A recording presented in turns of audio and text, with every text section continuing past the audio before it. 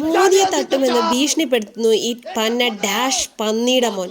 മോദിയുടെ റേഞ്ച് എന്താണ്? ഈ പന്ന ഡാഷ് എവിടെ കിടക്കുകയാണ്? തലയ്ക്ക് വെളിവില്ലാത്ത ഊള. ബംഗ്ലാദേശിലെ ഹിന്ദുക്കളുടെ കൂട്ടക്കുരുതിക്കും പെൺകുട്ടികളെ മോശമായി ഉപദ്രവിക്കുന്നതിനും വേണ്ടി ആഹ്വാനം ചെയ്ത ഒരാളാണിവൻ. സർജിസ് ആലം എന്ന ഇവൻ ഒരു സ്റ്റുഡന്റ് ആക്ടിവിസ്റ്റ് മാത്രമല്ല, ഇവൻ കൂടിയാണ് ഈ പ്രൈം മിനിസ്റ്റർ ഷെയ്ഖ് ഹസീനയുടെ ഭരണത്തെ അട്ടിമറിച്ച് യൂനുസിന് ഭരണം നേടിക്കൊടുത്ത്. അതുമാത്രമല്ല, അവരുടെ അടിവസ്ത്രങ്ങളൊക്കെ എടുത്ത് കളിച്ച കുറെ വിദ്യാർത്ഥി കൂട്ടായ്മ ഉണ്ടായിരുന്നില്ലേ, അവരെ ലീഡ് ചെയ്ത ആളിലൊരാളാണ് ഇവൻ.